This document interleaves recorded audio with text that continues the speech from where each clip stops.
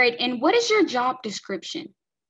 So I work for the University of Montevallo in two different capacities. I work as the Senior Admissions Counselor in the Office of Undergraduate Admissions, and I also work as the Spirit Coordinator coaching the cheerleading and dance teams.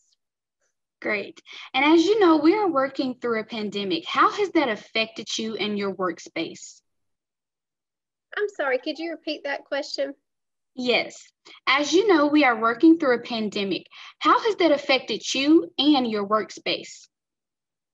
I think it's affected me in a couple of different ways, but one is just in the way that I plan. I feel like the schedule is always up in the air.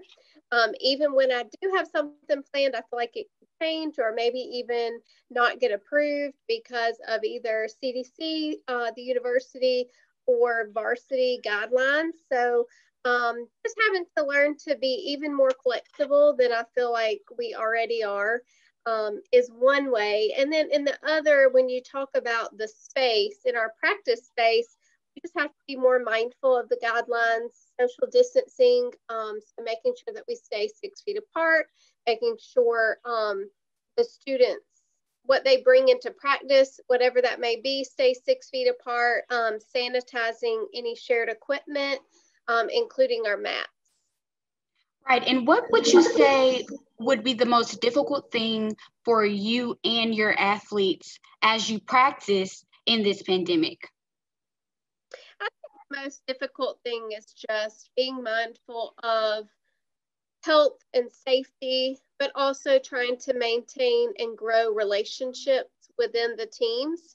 It is very hard on them. I think we are social beings. I think we're meant to be social beings. And so it can be really difficult to connect with people from 6 feet of distance away. And I think the team has a hard time with that because they may want to hang out after practice or go to dinner together or even, you know, collectively do a bonding activity. And right now, a lot of those things just can't happen. And so I would say that is the hardest part of all of this. Great. And how is it that these athletes are protecting themselves as they train, as they do any type of physical activities?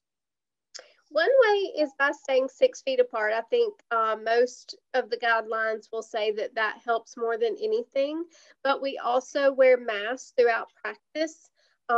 And with everything being sanitized, that really helps. And so I think just keeping all of those things that we all know and, you know, are so prevalent in our world now at the forefront of their minds.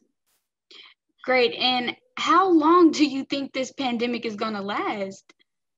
I think that's the $1 million question.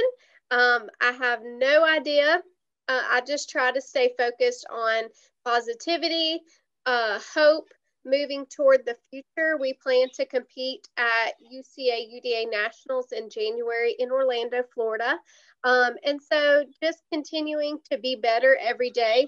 I tell the teams who are doing this, everything that we do this year is for ourselves, whether or not we compete or we get to, you know, be in front of a crowd, whatever it is, it's for us and everything else is the cherry on top. Awesome. Is there any extra or additional things that you'd like to add that we might have missed? I think the biggest thing is just, like I said, positivity, keeping our safety at the forefront of our minds at all times, but also making everyday fun. I think it's given us a renewed sense of purpose, excitability. I've never felt so grateful to go